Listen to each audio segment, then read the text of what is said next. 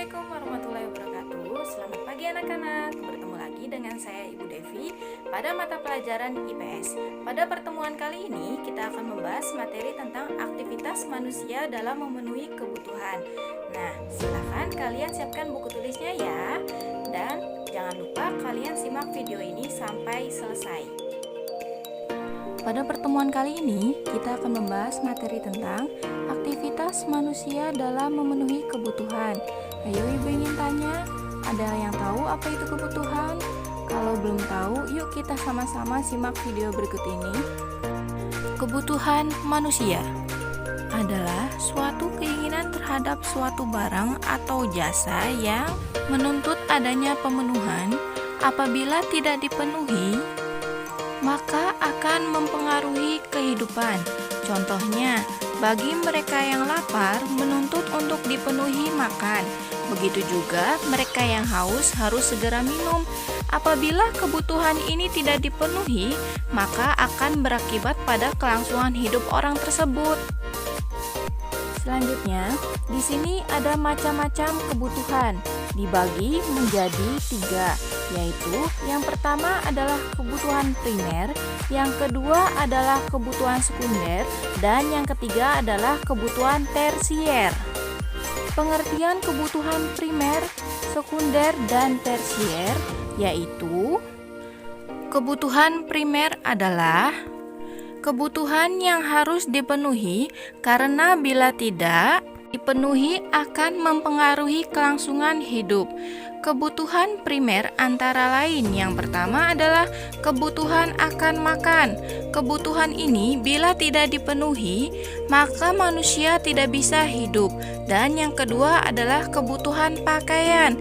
Kebutuhan ini harus dipenuhi karena manusia perlu bersosialisasi dengan sesama. Dan apabila tidak dipenuhi, maka akan mengalami kesulitan dalam pergaulan. Kebutuhan sekunder adalah kebutuhan yang dipenuhi setelah kebutuhan primer terpenuhi. Kebutuhan sekunder antara lain adalah perabotan rumah tangga, lemari, arloji, radio, dan sabun. Selanjutnya, kebutuhan tersier. Kebutuhan tersier adalah kebutuhan barang mewah yang dipenuhi setelah kebutuhan primer dan kebutuhan sekunder terpenuhi. Kebutuhan ini tidak mutlak harus dipenuhi, tetapi disesuaikan dengan kondisi keuangan dari masing-masing orang tersebut. Selanjutnya, di sini ada macam-macam kebutuhan menurut sifatnya. Yang pertama ada kebutuhan jasmani, yaitu kebutuhan yang berhubungan dengan jasmani atau fisik. Contohnya adalah makan, berolahraga, dan istirahat. Yang kedua ada kebutuhan rohani, yaitu kebutuhan yang bersifat rohani, berhubungan dengan jiwa manusia. Contohnya adalah beribadah menurut agamanya, bersosialisasi, rekreasi, dan hiburan. Selanjutnya, di sini ada macam-macam kebutuhan menurut waktu penggunaannya. Yang pertama adalah kebutuhan sekarang, yaitu kebutuhan yang dipenuhi sekarang juga. Contohnya adalah obat bagi orang yang sakit. Yang kedua adalah kebutuhan yang akan datang, yaitu kebutuhan yang pemenuhannya dapat dilakukan di masa yang akan datang. Contohnya adalah tabungan. Selanjutnya, di sini ada macam-macam kebutuhan menurut subjeknya. Yang pertama ada kebutuhan individu, yaitu kebutuhan perseorangan atau individu. Contohnya adalah kebutuhan akan alat bantu dengar, kacamata, dan kursi roda. Yang kedua ada kebutuhan kolektif, yaitu kebutuhan bersama dalam suatu masyarakat dan dimanfaatkan untuk kepentingan bersama. Contohnya adalah kebutuhan akan jalan raya, rumah sakit, dan sekolah. Kebutuhan manusia yang satu dengan yang lain berbeda ragam dan jumlahnya. Perbedaan ini disebabkan oleh beberapa faktor, yaitu yang pertama ada jenis kelamin. Perbedaan jenis kelamin dan umur pasti akan mempengaruhi perbedaan kebutuhan. Contohnya, jenis kelamin akan berpengaruh pada variasi dan jenis kebutuhan antara laki-laki dengan perempuan. Yang kedua ada tingkat pendidikan. Seseorang yang mengutamakan penambahan pengetahuan atau wawasan yang terkait dengan latar belakang pendidikan akan berpengaruh pula pada kebutuhannya.